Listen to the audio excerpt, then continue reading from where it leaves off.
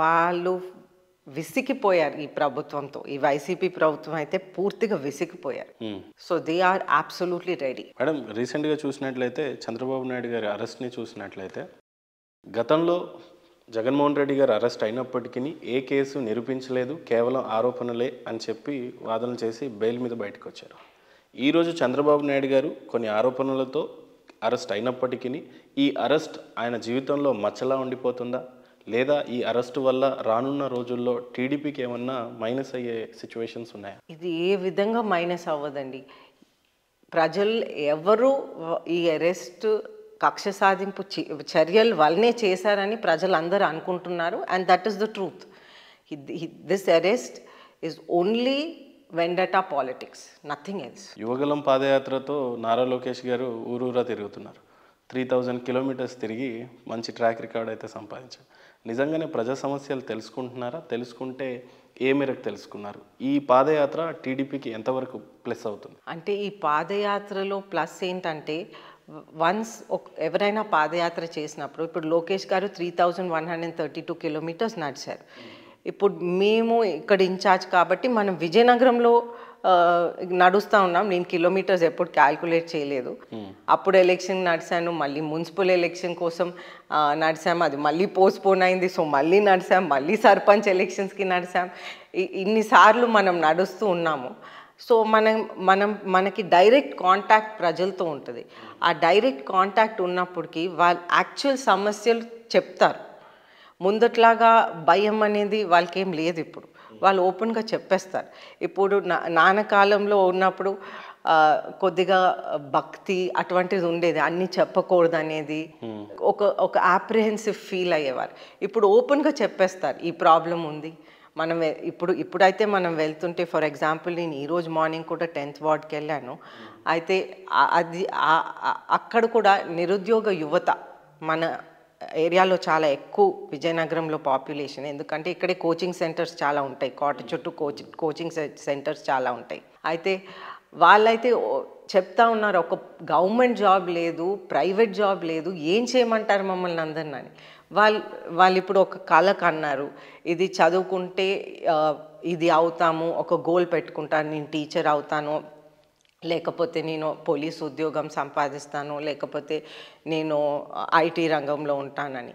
అయితే ఇప్పుడు ప్రభుత్వంని చూస్తుంటే ఒక గవర్నమెంట్ జాబ్ లేదు, అలాగే ప్రైవేట్ జాబ్ కూడా లేదు. ఇప్పుడు లోకేష్ గారు ఐటీ మినిస్టర్ ఉన్నప్పుడు వారు విశాఖపట్నంలో ఐటీ హబ్ పెట్టారు. ఇప్పుడు అదే కాకుండా ఎన్నో పరిశ్రమల్ని తెచ్చారు. ఆ తెచ్చిన పరిశ్రమల్ని కూడా వీళ్ళు పంపించేశారు. సో గవర్నమెంట్ జాబ్స్ ఎలాగో లేవు. నిరుద్యోగ యువత స్టాటిస్టిక్స్ ప్రకారం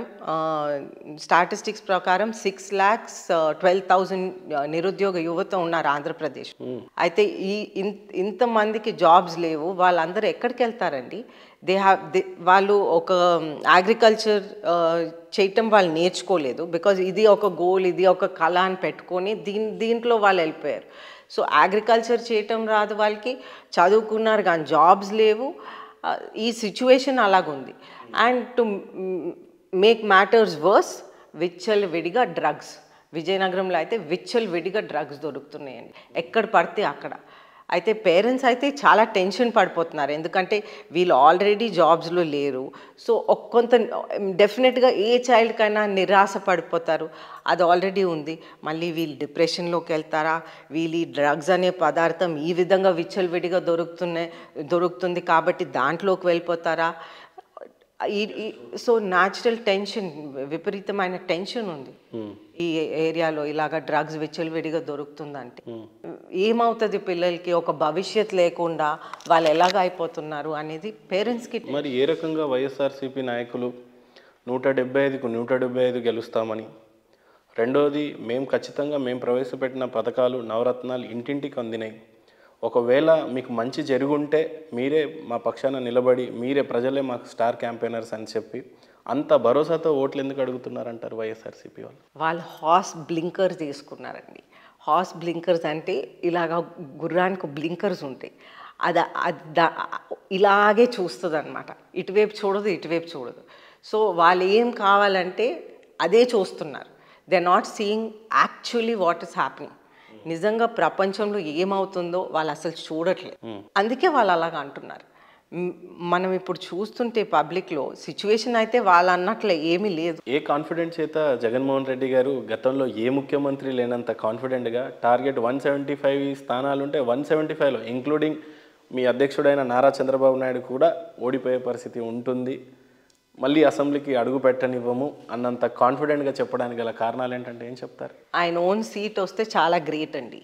జగన్మోహన్ రెడ్డి గారు ఓన్ సీట్ వస్తేనే చాలా గ్రేట్. ఏ కాన్ఫిడెంట్ చేత 175 గెలుస్తామని అంటున్నారు? మరి వాళ్ళ పథకాలు అంత బలంగా ఉన్నాయని నమ్ముతున్నారు కదా వాళ్ళు. అంటే వాళ్ళ అంధకారంలోకి వెళ్ళిపోయారండి. వాళ్ళ పథకాలు ఏ విధంగా బలంగా లేవు. ఎందుకంటే నేను చెప్పాను, పెన్షన్స్ కూడా ఇలాగే వికలాంగులు కూడా ఇవ్వలేదు.